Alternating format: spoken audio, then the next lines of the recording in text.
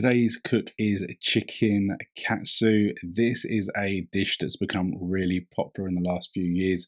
This is really simple to do. We're cooking the katsu element in the air fryer and we are making a crazy addictive sauce to go with it. So I know you're going to love this. This is the shopping list that you're going to need. You're obviously going to need chicken. I've gone for breast, but you could go for thigh. You're going to need an egg and you're going to need some breadcrumbs. I've gone for the Panko ones. They work really, really well with this dish.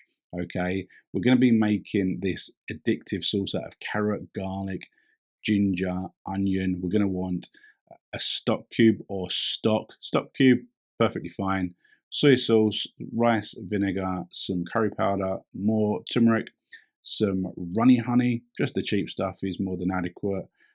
Some plain flour and some cornflour, and of course we're going to want salt and pepper. So let's cook. The first step is to prepare this chicken. Now I've said this over and over again, most chicken breast in the supermarket is really low quality, doesn't always cook up that well, can be quite tough, so you need to prepare it. So plastic wrap and smash it about for about 30 seconds to really tenderize it. Now you might want to additionally get a fork out and go to town on it to really tenderize it, to really break down some of those fibers. Then get your station ready to bread this chicken. You're going to want to season that corn flour, then put the chicken in it so it is fully covered, because we're going to want something for the egg to adhere to. So we put it in the egg and the egg kind of sticks to the corn flour and it kind of makes like it becomes quite gooey, okay? So that when we then transfer it to our breadcrumbs, the breadcrumbs stick to it, okay? So drain off some of the egg, and this is going to make a really great coating. That egg and the breadcrumbs is going to make a really, really nice crispy finish. So make sure you can see there's some bits that aren't covered in the breadcrumbs. Make sure that it is fully covered. So flick it around, turn it around. What I always say when we're using breadcrumbs, don't put the whole packet into your bowl, because you're putting raw chicken in it, you're not going to be able to use those breadcrumbs another day, okay? So try and eyeball it so you put a sufficient amount of breadcrumbs in your bowl that you think is going to cover the amount of chicken. You can also always add a little bit more into the bowl without wasting it.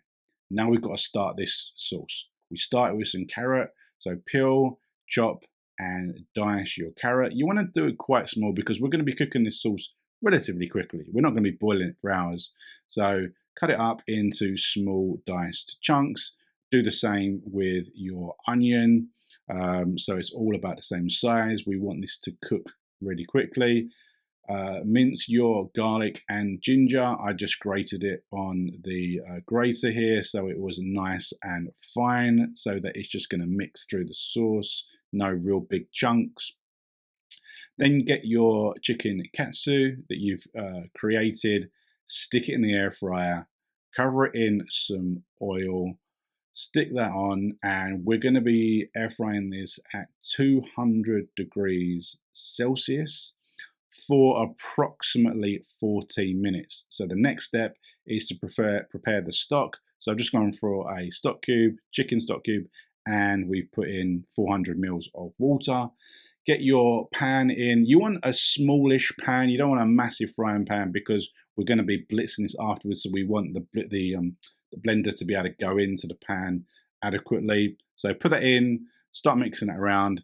By this time, you're probably getting to about halfway point of your katsu. Flip it over, spray the other side so there's no dry breadcrumbs, and stick that back in to cook. Your onion will have softened, so will your carrot. Stick in the garlic and ginger. Now cook that up for a little bit before adding your salt and pepper. Nice, generous. You want this to be addictive, okay? So put in a nice bit of salt. Couple of teaspoons of the curry powder. By the way, this will make enough for about 2 servings. Okay, so if you need more, double it up. 1 teaspoon of your ground turmeric. Give that a stir so those spices can start to cook through. Now we're adding some plain flour. A couple of teaspoons should be sufficient. Okay, you don't want it to be too much, but you don't want too little. Okay, so put in a spoonful, mix it around, and then start mixing it. You want to coat everything you've got. It's going to get a bit clumpy and it's going to look weird, but it'll work because we're going to be adding all of this stock in a few minutes. So slowly add your stock, start stirring it around, and obviously that flour is what is going to thicken this sauce, because that once that starts to combine with the stock and heat up and cook, it is going to thicken. So we now add the rice vinegar and the soy. So you want probably about 1 tablespoon of each. Once it has really started to continue to cook, you'll see it starts to thicken. You can see it's all bubbling. That flour's really worked the treat there. And then we can put in a healthy teaspoon of this runny honey to give you a nice, real sweetness, because that's what it's like, salty and sweety, with like a curry flavor. It's nothing too out there. And then get your blender and blend it to how you want. Usually it's really, really smooth. I actually didn't do it that smooth. I realized afterwards, once I poured it, I thought I'd done it smooth, really smooth, but it wasn't. Let your katsu rest in the air fryer for 2 or 3 minutes just to settle. Get it on the board. Chop it up with a nice sharp knife so it's nice and in these strips as it's always served up. Then get your sauce and pour it over. As you can see, there are a few chunks in the sauce, but you know what? It tastes so good. It's so addictive. You can allow a few little chunks. Look at how good that looks. You're going to absolutely love it. All right, guys, welcome back. This is the taste test. Today's cook was chicken katsu. We cooked the chicken katsu in the air fryer. We made the curry sauce on the stove. Now, just a few little bits and pieces.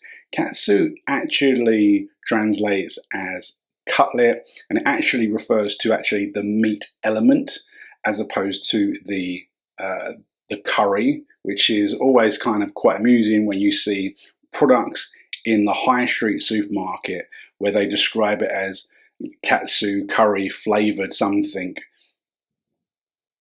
It's just curry flavored, right? And also, I actually went to Tokyo last year, and chicken katsu wasn't really something that I noticed. Katsu, beef and pork, yes. Didn't really see katsu in Tokyo that much. It might be there, I may be wrong, but that's what I saw with my beady little eyes. So, as we go to the taste test, let's see what we've got. Don't know if I'm going to be able to show you it in the old classic close-up there, but you will have already seen it. The chicken has come out super crispy. The sauce is luscious and thick. So, without further ado,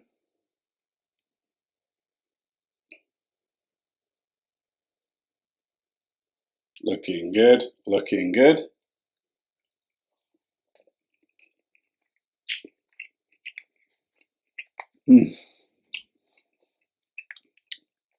Perfection. That chicken, so good. The sauce,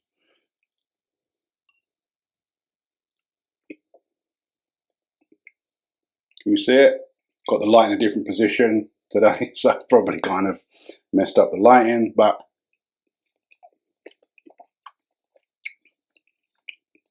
perfect curry sauce. I blend it up as well, so it's nice and smooth.